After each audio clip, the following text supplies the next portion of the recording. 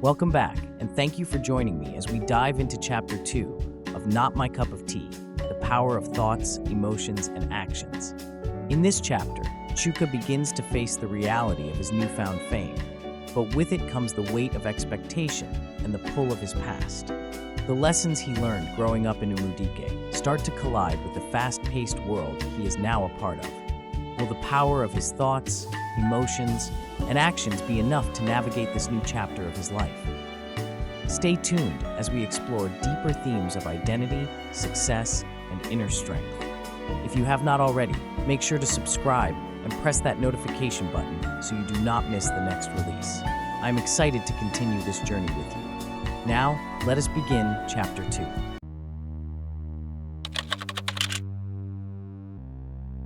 Chapter 2, Fists of Destiny.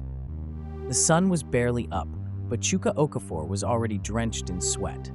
The small, dimly lit room he called a gym was filled with the rhythmic thud of fists against worn-out pads and the grunts of effort that came with every strike. This was where he found his escape from the relentless hunger that gnawed at him and the silence of his small village. It was in this very room, with its peeling walls and stained floor, that Chuka had transformed his desperation into determination. Every punch Chuka threw was a reminder of where he came from, the dusty roads of Anambra State, where poverty was a heavy blanket suffocating every dream. His mother's tired face, his father's weary hands, and the pangs of hunger that had become a constant companion were all channeled into each swing, each jab, each uppercut.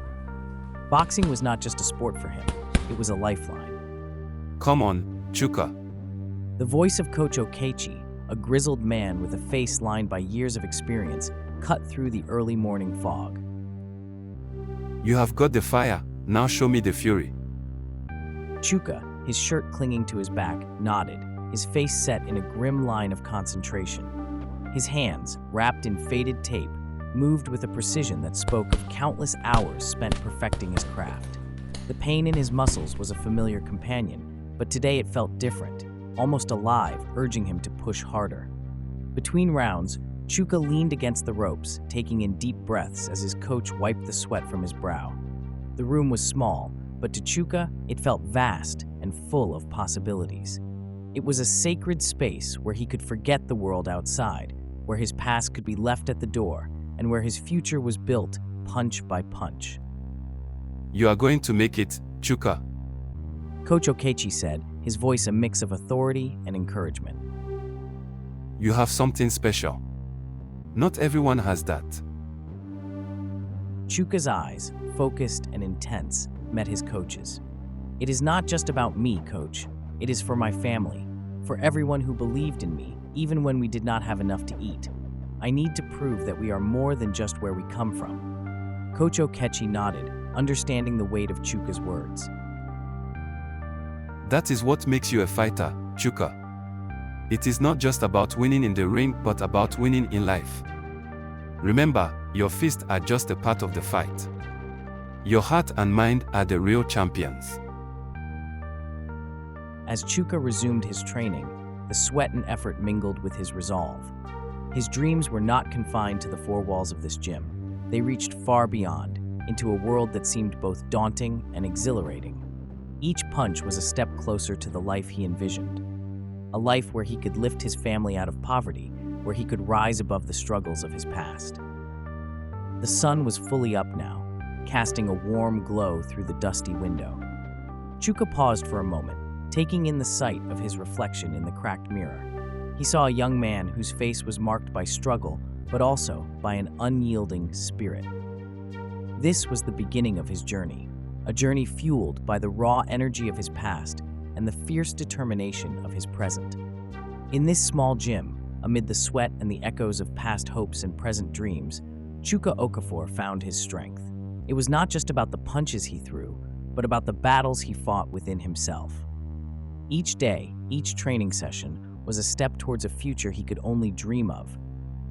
A future where his fists would pave the way for a better life, not just for himself, but for everyone who had ever believed in him. As he wiped the sweat from his brow and took a deep breath, Chuka knew one thing for certain. No matter how tough the fight was, he was ready to face it head on. because every punch was more than just a strike. It was a testament to his unbreakable will and the endless possibilities that lay ahead. Chuka stepped out of the gym into the rising heat of the day, his body humming with the afterglow of an intense workout. The air outside was thick with the scent of burning wood from nearby fires and the cries of children playing in the streets. The village was slowly waking up, but Chuka's mind was already miles ahead, chasing dreams of championship belts and a better life for his family. As he walked down the narrow dirt road towards his modest home, he felt the familiar pang of hunger gnawing at his stomach. His mother's voice echoed in his mind, reminding him of those times when they had nothing but hope. Despite his current strength, the past was never far behind him. It was a relentless shadow, pushing him forward and sometimes dragging him back. Chuka, It was Ngozi, the girl from the neighboring house. She was the same age as Chuka, with bright eyes that mirrored the sky on a clear day. She had always been kind, often sharing a meal with Chuka when his family was struggling. He turned, a smile breaking through his sweat-soaked face. Ngozi, good morning. morning, Chuka. You have been training hard again, I see. You are going to be famous one day, I just know it. She said, her eyes twinkling with the kind of belief that only came from childhood friendship. Thanks, Ngozi. I am trying to make something of myself. For all of us, he replied, his voice tinged with determination. How is your family? They are okay. We are managing. She said, her tone steady but carrying the weight of her own challenges. She shifted slightly, looking at him with a mix of admiration and concern. You know, Chuka, I always wondered why you fight so hard. It is not just for yourself, is it? Chuka paused, taking a deep breath. It is not just for me, Ngozi. It is for everyone who ever struggled, who ever dreamed of something better. I fight because I want to change our lives. I want to show that even if you start with nothing, you can become something. Ngozi nodded, her expression thoughtful. You know, Chuka, sometimes I think we all have a fight to face, even if it is not in the ring. But watching you, I feel like maybe there is hope for all of us. Chuka felt a warmth spread through him. Ngozi's words were a balm to his weary soul, a reminder of why he kept pushing forward even when the road seemed endless. He reached out and touched her shoulder lightly. Thank you. Your support means a lot. As they parted ways, Chuka continued his walk home, the sunlight casting long shadows on the ground. He approached the small, weathered house where he had grown up, a humble structure with a thatched roof and walls that had seen better days. The house was a far cry from the grandeur of his boxing aspirations, but it was his anchor to reality. Inside, the simple living space was filled with the warm, comforting scent of a meal being prepared by his mother, Nkechi. The kitchen was modest, with a wooden table, a few stools, and pots simmering over a low fire. Despite its simplicity, there was a sense of warmth and love in every corner.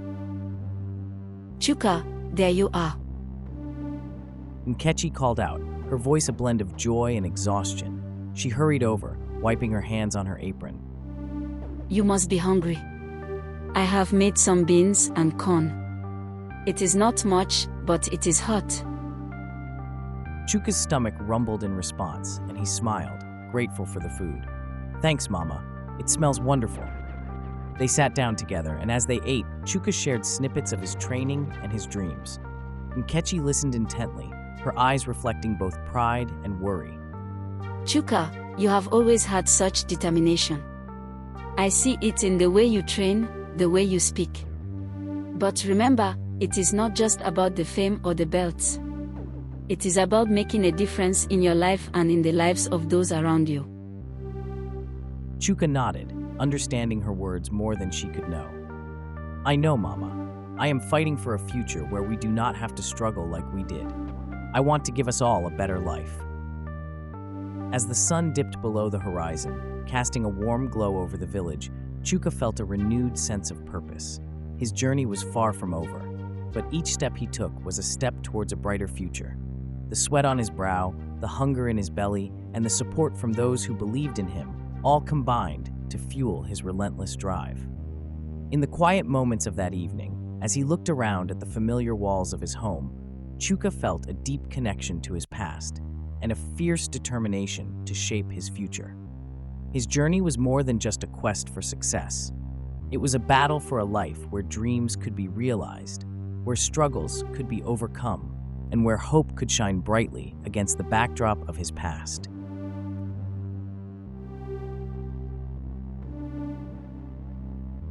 And that brings us to the end of Chapter 2 of Not My Cup of Tea. In this chapter, we began to see the first sparks of change in Chuka's journey, his determination taking root, even in the face of adversity. There is a lot more to come, and things are just getting started. Thank you for listening, and I look forward to seeing you in the next chapter as we continue this powerful exploration of thoughts, emotions, and actions. Until next time, stay focused and remember, the journey is as important as the destination.